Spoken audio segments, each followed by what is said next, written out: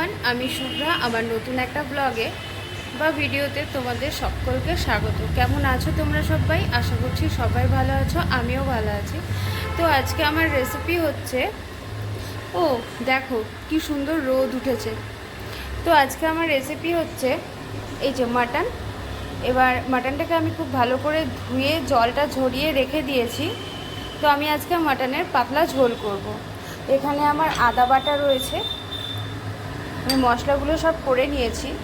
আর এখানে রয়েছে দুখানা টমেটো, রসুন আর চারমগজ বাটা।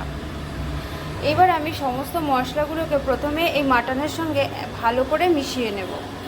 আর এই যে আমি মাটনে আলুও দেবো, তো তার জন্য আমি আলুটাকেও ভালো করে ধুয়ে ডুমো ডুমো করে কেটে রেখেছি। এদিকে আমার কড়াইটাও বসে গেছে, কড়াইটা আমার গরমও হয়ে গেছে। এবার আমি কড়াইতে দিয়ে দেবো তেল। আলুটা ভাজতে দিয়ে আমি মাটনটাকে ম্যারিনেট করে নেবো। তো আমি এবার মাটনটাকে ম্যারিনেট করে নেবো। আলুগুলো আমি নুন হলুদ মাখিয়ে ভাজতে বসিয়ে দিয়েছি। প্রথমে আমি মাটনটার মধ্যে দিয়ে দিচ্ছি হলুদ,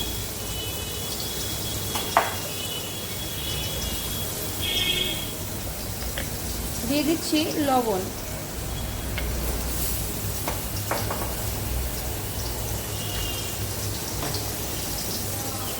এইবারে দিচ্ছি মিট মশলা।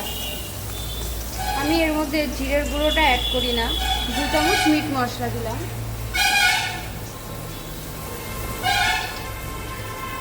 এইবার দিয়ে দিচ্ছি আদা বাটা 1 চামচ। আর এই যে মশলাটা আমি করে রেখেছিলাম, এর মধ্যে আমি ধনেও দিয়েছিলাম। আমি প্রথমে বলতে ভুলে গিয়েছিলাম, আমি 1 চামচ মতো ধনে দিয়েও এটাকে বেটে নিয়েছি, দিয়ে দিলাম।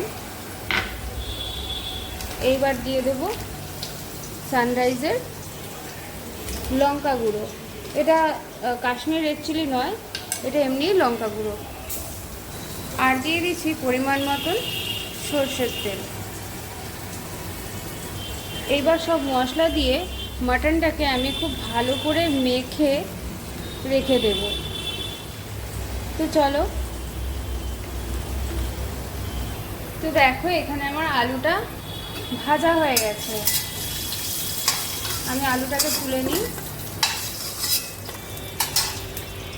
তো এইবারে আমি এই গরম তেলটার মধ্যে দিয়ে দেবো একটু ঘি।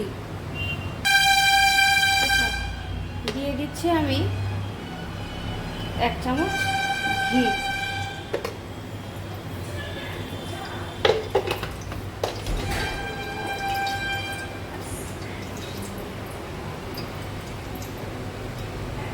দিয়ে দিচ্ছি গোটা গরম মশলা, তেজপাতা। এবার এই ফোড়নটা হয়ে গেলে আমি দিয়ে দেবো পেঁয়াজ। আমার এখানে ফোড়নটা হয়ে গেছে, দিয়ে দিচ্ছি কেটে রাখা পেঁয়াজ। এবার পেঁয়াজটাকে আমি লাল করে ভেজে দেবো। তো এই যে আমার পেঁয়াজটা সুন্দর করে ভাজা হয়ে গেছে। এইবারে আমি দিয়ে দেবো ম্যারিনেট করে রাখা মটনটা।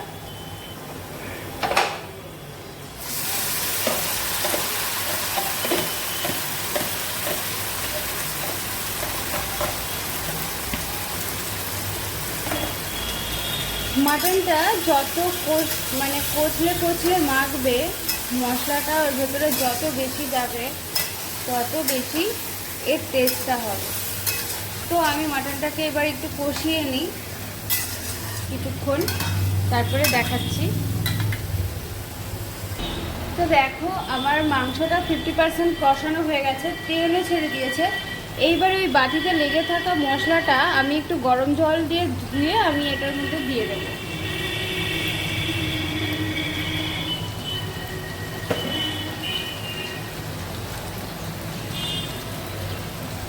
দিয়ে দিলাম। এইবারে আমি যতবার এই মাংসটা তলায় লেগে আসবে, ততবারই আমি অল্প অল্প করে গরম জল দিয়ে কষিয়ে নেব, তাতে করে মাংসটার টেস্টটা ভীষণ ভালো আসবে। আমি এখন এই যে ভেজে রাখা আলুগুলো এর মধ্যে দিয়ে দিয়েছি, এবার কষিয়ে নেব। দেখো এই যে চারিপাশ থেকে কি সুন্দর তেল বেরিয়ে গেছে। আমি কিন্তু গরম জল দিয়ে বারবার জিনিসটাকে কষিয়ে নিচ্ছিলাম। তো আমার কষানো হয়ে গেছে। এই পর্যায়ে আমি এবার দিয়ে দেবো গরম জল। তো এই যে দিয়ে দিচ্ছি আমি গরম জল। গরম জলটা দিয়ে আমি মিনিট 10 ফুটিয়ে নেব।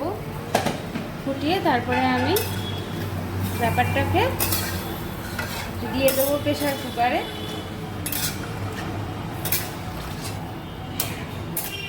দিয়ে দিলাম ঢাকা।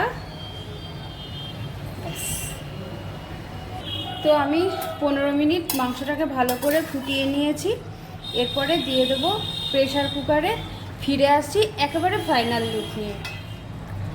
তো এই যে আমার মাটন রেডি। আমি এরকম পাতলা ঝোল করেছি।